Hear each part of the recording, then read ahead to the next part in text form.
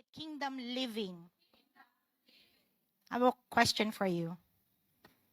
Is there a difference between kingdom living and worldly living?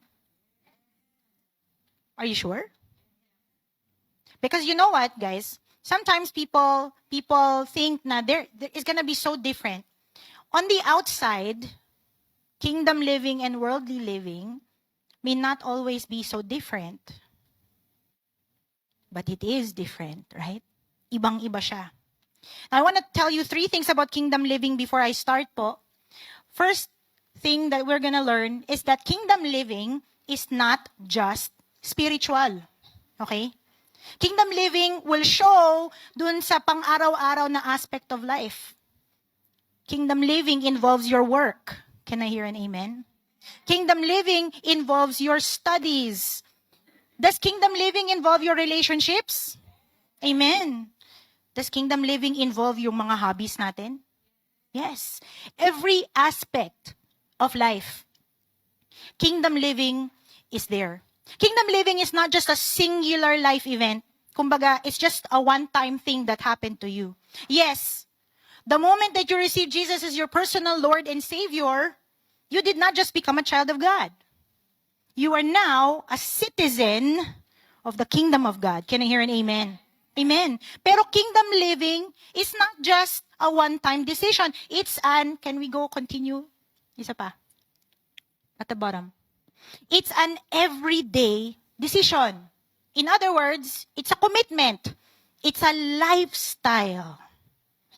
And finally, kingdom living po is not just external. The difference is not just dun sa behavior natin, sa mga ginagawa natin. Kingdom living is a radical transformation. It starts inside. You can change the outside, but if the inside transformation has not happened, that is not kingdom life. Kingdom life is not just a change in how you live. Okay? It is a change in what you live for. It's a fundamental inward, outward transformation. Today po, we're gonna start this series. And my prayer is that we experience this transformation. Nabaguhin tayo ng Panginoon from the inside out. Because that is the transformation that glorifies God. Can you join me po as I pray? Let's bow our heads and pray. Hallelujah. Lord, we just want to thank you. I thank you for your people that have responded to the call to worship. Lord, I pray na even as we sit here, and there are 1,000,001 things that are going through our head. Lord, I pray that you will draw our attention to you. You deserve our 100% attention. Lord, I pray that you use this word to stir up our hearts. Lord, I pray that you use this word to restore our passion for you. Lord, I pray that you confront us in our comfort. Confront, Panginoon, yung panlalamig ng aming pananampalataya, Panginoon. Lord, we ask your Holy Spirit, move us. In Jesus' name, amen. Let's give praise po to the Lord. Hallelujah. Before po ako mag-start in my Haggai, let's go through a recap. Because some of you may have forgotten kung ano yung mga nangyayari.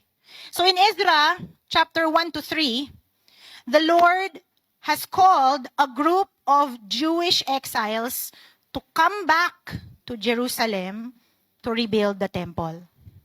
Alala niyo yun? Not a lot of them. But that, including in that group is Zerubbabel and Joshua.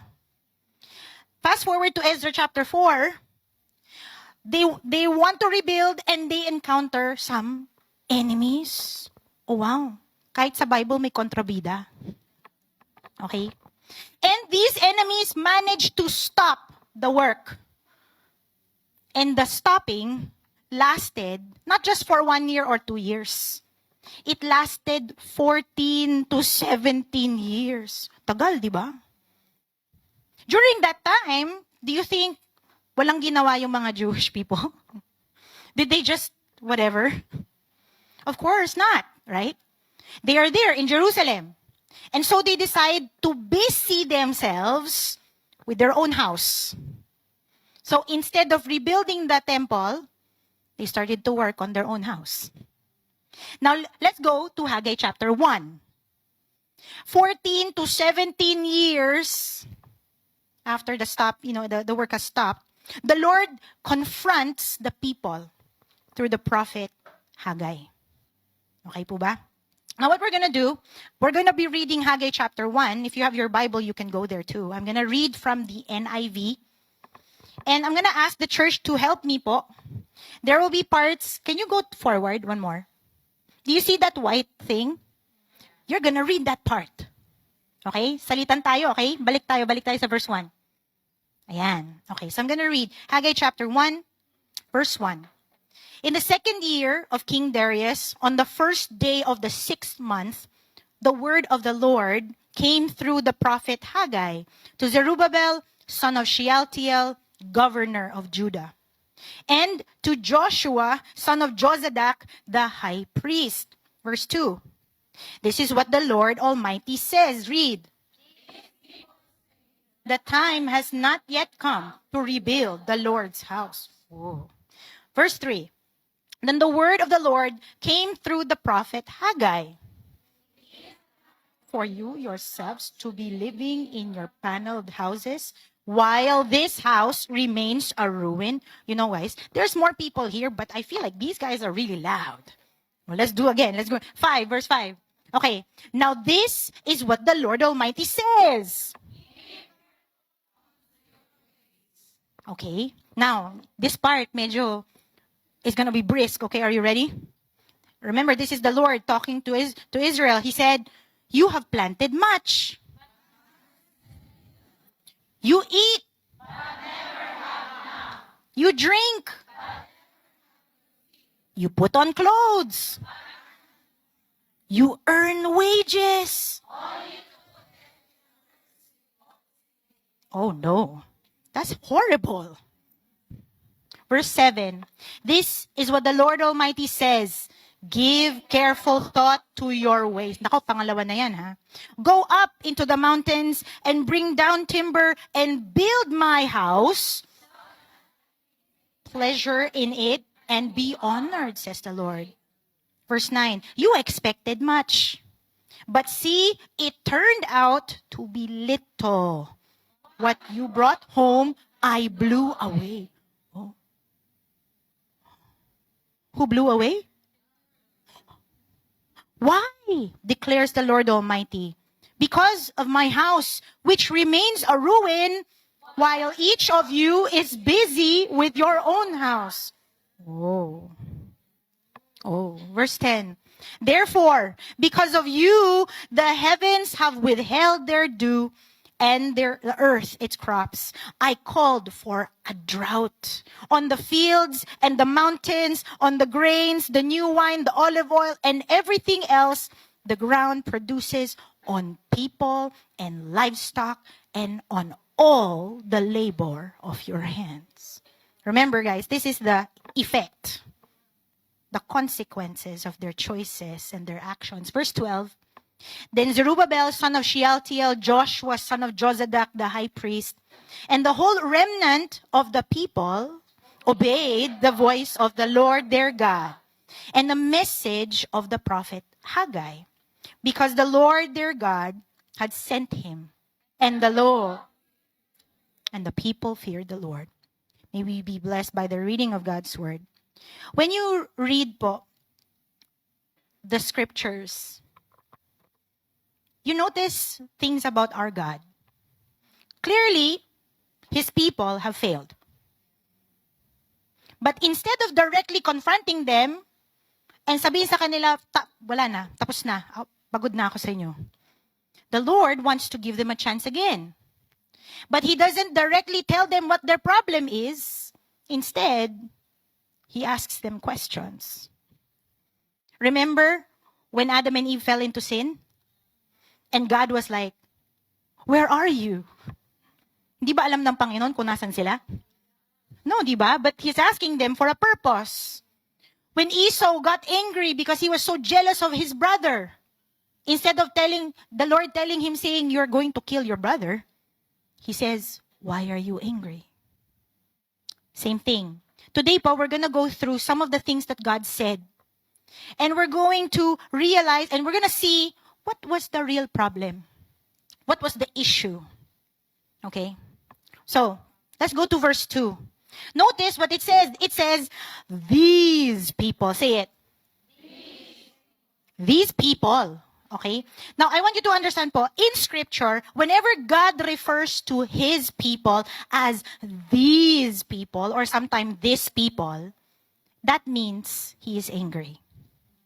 For example, if you go po to Isaiah, one more, Isaiah 29:13, remember this verse, it says, these people honor me with their lips, but their hearts are far from me. So again, when God refers to His people as these people, He's saying that they have done something horrible. Okay? Now you might be thinking, hindi naman fair. Why is God angry? It was not their fault that the rebuilding stopped. Diba? Kasalanan ba nila that the rebuilding stopped? No. If you go to Ezra chapter 4, 1. In Ezra chapter 4, we learn this, that the enemies bribed some officials to work against the Israelites. Okay? Wow, may bribe rin hanggang sa Ezra. Wow. What else? In verse 6, the enemies wrote a letter of accusation to stop the work. So, masasabi ba natin, was it their fault that the rebuilding stopped? No. But God was angry at them. Why? Because I want to show you verse 4. Ezra chapter 4, verse 4. The enemies around them set out to discourage the people of Israel and to do what? Make them afraid to go on building. So the bribing, the letter of accusation, the purpose of that is to make the people afraid. Is it sin to be afraid? Kasalanan bang matakot? Yes or no, guys? Are you alive? No, it's not. Fear is a natural human response, right? However, even if it makes sense for them to be afraid, it does not make sense for them to continue being afraid kung naalala nila who was the one who gave them that work. The problem wasn't that their enemies, were powerful or wala silang support. The problem was these people were more afraid of people than God. That they decided, I'm not going to continue the work because King Artaxerxes is scary. More scary than Yahweh. Kaninong project po yung rebuilding project? It was the Lord's, right? Who provided so that they could go back to Jerusalem? It was the Lord, right? And so, it is the Lord's authority that they are now saying no to. So instead of trusting God, they turned away from Him. Jesus once said, do not be afraid of those who can kill the body, but cannot kill the soul. Here's another problem. If you go po to Haggai chapter 1, verse 3 to 4, it says here, the Lord tells the people, is it a time for you yourselves to be living in your paneled houses, while this house remains a ruin? So again, once again, God is not directly rebuking them. Instead, God gives them two pictures. Show my picture. First, He shows a picture. They are living in their paneled houses. Ibig sabihin, their house has decoration already. Hindi lang siya tapos. They have put stuff around it. In contrast, this house, kaninong house yan? That's God's house. The temple is a ruin. It's not just a picture of finished and not finished, okay? This is a picture of luxury versus complete poverty. Ano dapat yung feeling ng Israel when they saw that? they should have been ashamed. But they were not. Alam niyo po, this contrast is not new, guys. Right now, in the Philippines, di po ba? There is a wave of people who are angry. Why? Because of these Nepo babies that are posting on social media with all of their they're flexing their luxury items, right? Meanwhile, the common people, they are drowning, kind of literally. They're drowning literally in the water, and they are drowning in poverty. What is the response? Can you show my two pictures? You see that? You see that? When you put those two pictures together, what's the right response? Matutuwa ba tayo? No. There's a reason why people are angry. Here's the thing though. Okay? This trend of people, the anger towards corruption, hindi lang yan sa Pilipinas. My picture there, that's in Nepal. Young people rising up against corruption, same thing. You see that? That's in Indonesia.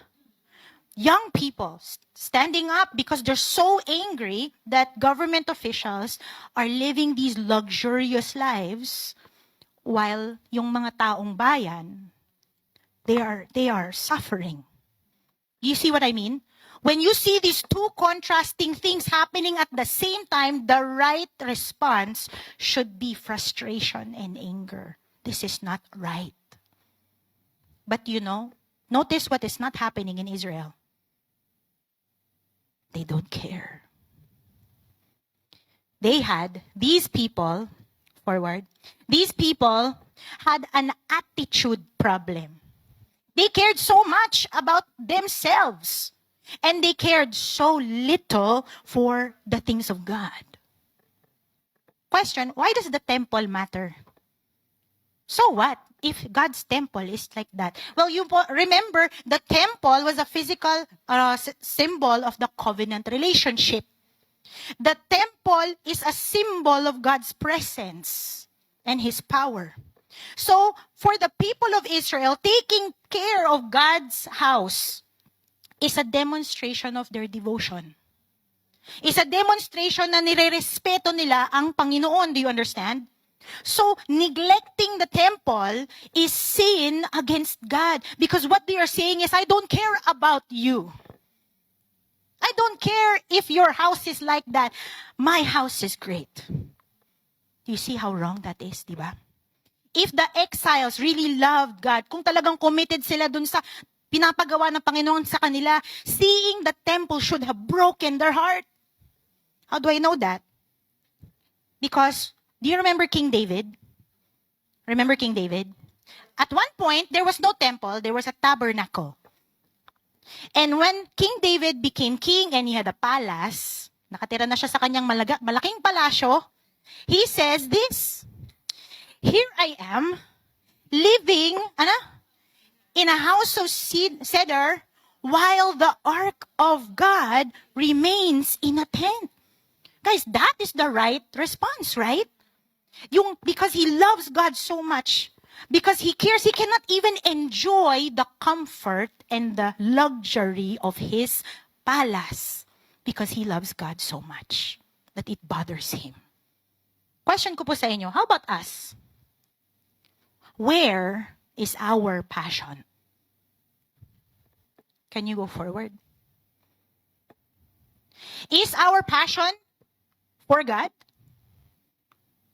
Or do we really care more about other things than Him? Because that's a problem. If you and I are honest, most of us are more passionate about stuff than God. But that's not even the worst. In Haggai 1:9b, the Lord is continuing. He said, my house remains a ruin. Anong ginagawa nila in the meantime? They were busy with their own house. Guys, I want you to realize, it wasn't just the state of the temple that was problematic. It's the choices the people made. They chose to use their resources, their effort, their time not on God's house. They chose to use it on their own houses. Do you know what that is? That's robbery. They robbed God. These people chose to give to others, to themselves, what was meant for God.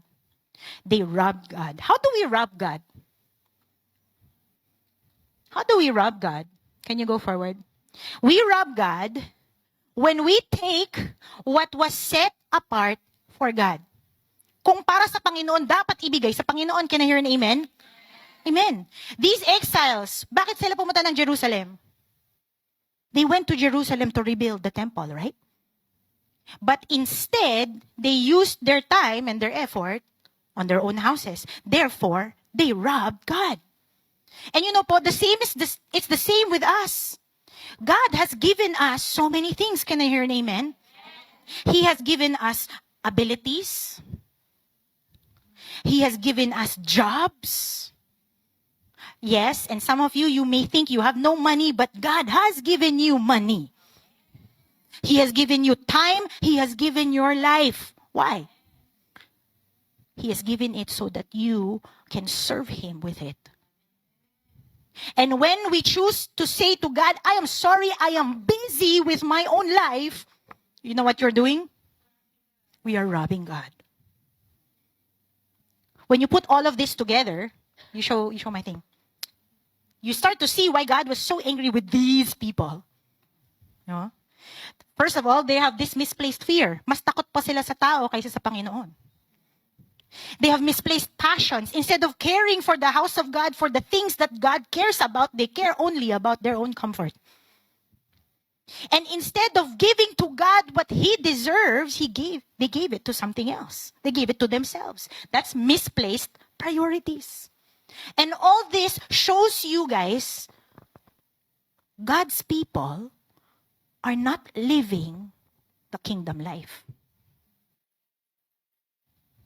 I want you to see what God then continues in. In Haggai 1:5, He says, give careful thought to your ways. So again, God is not saying to them, I'm done with you. You guys have done this, and I hate and I'm angry at it, and go away. No, He says, give careful thought to your ways. Because like we heard kanina, kingdom life is not just a one-time event. It's a series of choices. It's a way of life. Right? So obviously, there is a right way to live, and there's a wrong way to live. Are we living in the right way? Now, kanina, nalala niyo yung binasa natin, Haggai chapter 1, verse 6. One more. You have planted much, but harvested little. You eat, but never have enough. You drink, but never have your fill. You put on clothes, but you are not warm. You earn wages, and ilalagay mo sa wallet na may butas. When you look at this, guys, though, from a worldly perspective, it's a very normal way to live, right? If you want to harvest more, you should plant more, right? In the economy of the world, they will tell you, if you have this stuff, you will be happy. Guys, you know what's funny? When you go on Facebook, pansin nyo, yung iniisip mong gusto mong bilhin, nandun na. It's following you around. Wow. You just talk to your friend about wanting to lose weight. You talk about jewelry. Your Facebook is listening to you. And here's the thing, He's telling you that your best life is just one purchase away. But here's the thing, once you buy that, you have another thing you want to buy. What? In the economy of the world, if you don't, you work to live, right? You know what's sad?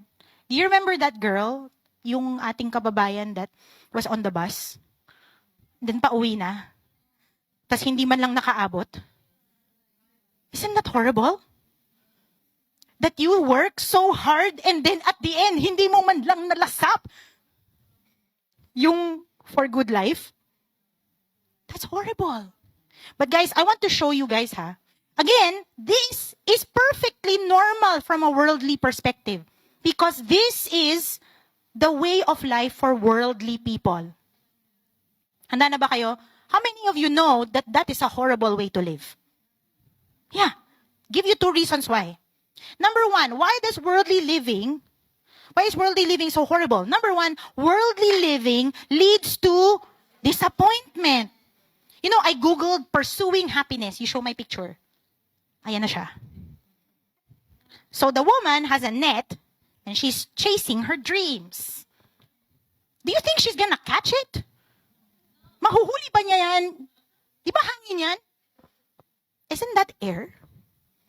And you know po, I remember the writer of Ecclesiastes who wrote that life is meaningless. Meaningless. And you know po what's sad? Christians look at people who are not saved. We look at our friends na hindi nagpupunta ng church and we start to think, parang ang saya-saya naman nila. It's like their life is so nice and they have no problems. We have intense FOMO. Fear of missing out.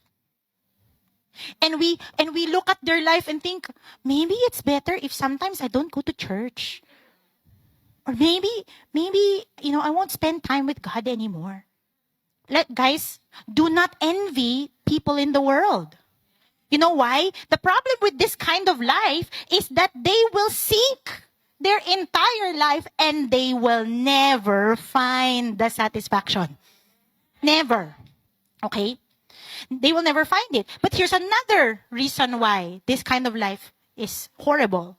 In Haggai 1:6, it says, the Lord says, you expected much, but see, it turned out to be little. Why?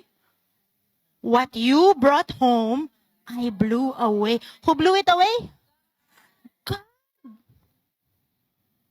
So is God Himself that will bring ruin. Worldly living won't just end in disappointment. Worldly living is going to lead to, show it, destruction. Do you remember my picture? 2017 or 18, 1,500 sheep jumped. Not all of them died. They all jumped because one sheep decided to jump. This seems like a good idea. And he just jumped. Hooray! And then the others decided to jump too. You know that sheep? He probably thought that was a great idea, right? I want to be happy, I'm going to jump. This seems like a good idea. And the others followed him. Wow. Alam niyo po, there is a Proverbs that says, there is a way that seems right to a man. But that end is the way to death. May question po ako sa inyo. Doesn't God want us to be happy? Ayaw ba ng Panginoon na maging masaya tayo? I mean, clothes make me happy. Sometimes. Eating food makes me happy. Going on vacation makes me happy. Masama ba yun? Guys, I want to tell you guys, that God does want us to be happy. However, the world says happiness is in those things. The word says that there is no other way to true and lasting happiness apart from God. Only God can make us happy. Can you tell the person next to you, only God can make you happy? That's true, kuya. Only God can make you happy. Oh, I know. Okay.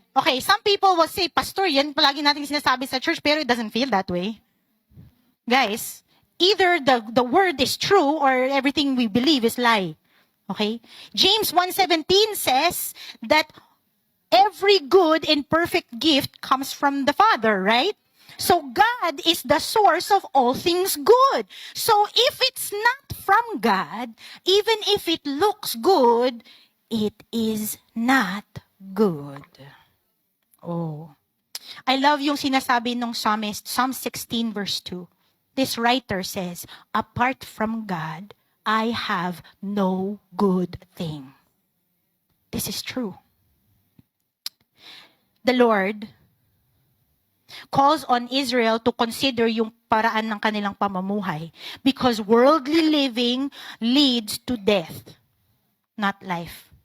If you go po to 1 John chapter 2, there's a very stern warning there. Sabi niya, don't love the world and what it offers. Those who love the world don't have the Father's love in them. Because not everything that the world offers, like physical gratification, greed, extravagant lifestyles, not all of them comes from the Father. The world and its evil desires are passing away. But the person who does what God wants, what? Can we say that again? But the person who does what God wants lives for. If there's a wrong way to live, there is a right way to live. And that is what we call kingdom. The kingdom way. The kingdom life. Before I tell you the good news of the kingdom life, I want to tell you bad news. Handa na ba kayo? The good news is not good if there is no bad news. Here's my bad news. No one can live the kingdom life through their own effort and will. That means even after you hear this sermon and you say, yes, Pastor, from now on, hindi na ako mamumuhay ng ganon. Hindi na ako ganon. It's not gonna work. Because unless the inward transformation happens, nagpapanggap ka lang. Something has to happen. Something has to change. Do you remember Jesus once taught this? Sabi niya, seek first the kingdom of God and His righteousness, and all these things will be added to you. You know what's the problem when people read that? They think that means, let's just try harder. Let's do better. Buhay Kristiyano tayo ulit. Bagong buhay. Yes! Hashtag. Again, guys, seeking the kingdom is good. But something has to happen first in order for you to actually seek the kingdom. And that is very simple.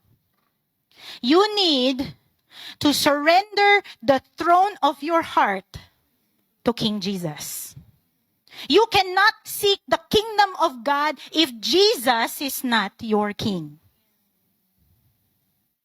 I want to show you a picture. Those people po that do Core 1, they will be familiar with this. Do you remember this? Before Christ, this was your life. That's you on the throne of your heart. You are the boss. You are the Lord. You are the one that calls the shots. What happens to your life? It's all messed up. Everything is everywhere. Nothing really works, right? What happens when the Lord starts to rule your heart? Next. Okay, this is the worldly life. Oh, look at that. When Jesus is on the throne, what happens to your life? Everything is in order. Everything has a place. Good things are good. God is still the best. Do you see that? Okay, and where are you there? Where are you there? You're submitting to God. Can I hear an amen? You're obeying His will. Maganda na sana if we were living like that. But guys, just like the Israelites in Haggai, we don't often live like that. Do you know how we live? Show my other picture. One more. Oh, wow. That's you.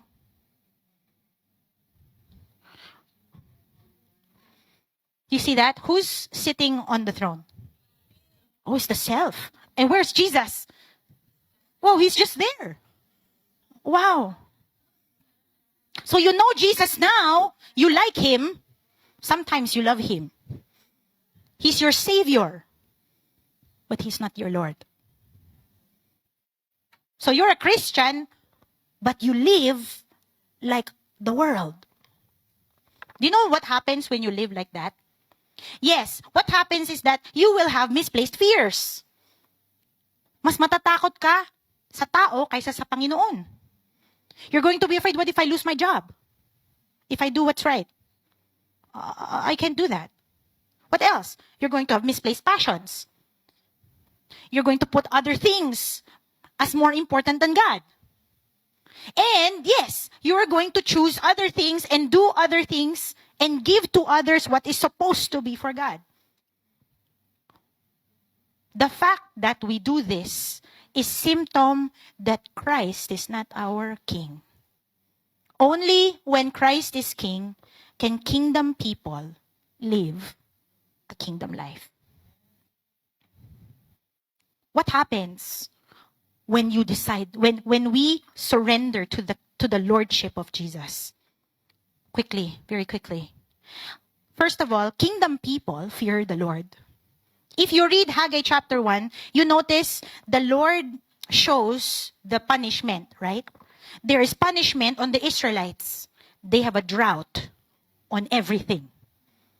But guys, I want to point out that kingdom people do not just obey because they are afraid of punishment.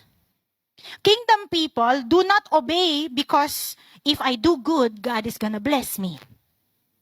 It's true. If you live right, there will be blessing. If you disobey God, there will be destruction. But that's not the reason why kingdom people obey. They obey because they fear and they love God. They obey because they are loyal to their king. Because they believe my king is good. He is faithful. He's going to protect my family. He's going to provide for us. They submit to God's ways because they believe He is right. What else? Kingdom people, they live to please God. Can I hear an amen? Hindi na sila katulad nung dati that they live for their own pleasures, that they live for what the world says is good. Okay? They live to please the Lord because they acknowledge that He is better, guys. We live to please the Lord because we say, Lord, there is no one like you. No one loves me the way you love me. There is no better life than to obey you. That is what kingdom people say. We are saying, Lord, you are my joy. Lord, Jesus, you are my treasure. Hindi kita pagpapalit kasi alam ko na walang hihigit sa'yo. Do you understand that? Kingdom people live for the pleasure of their king. I want you to show this picture. Remember, this is a parable. There are two of them. But they're basically the same thing. A guy is working in the field and he finds a treasure. This guy, he's looking for pearls and then he finds a pearl of great price. Both men, they go home and they sell everything to buy the field. The man buys the field. His wife probably thinks he's crazy. Why did you sell everything? Why did this guy sell everything he had to buy this one thing? Why? Because they realized that this is greater than everything I have. It's worth everything I have. Same thing. Kingdom people live to please God because they believe Jesus is enough. And finally, kingdom people live to honor God. They want to honor their king. Can you forward? One more. You notice po in Haggai chapter 1 at the end, the people no longer give God empty promises. They don't tell God, Lord, hindi na namin gagawin yun ulit. Magbabagong buhay na kami. No. Can you go there? Can you go fast? You see this? There are no empty promises.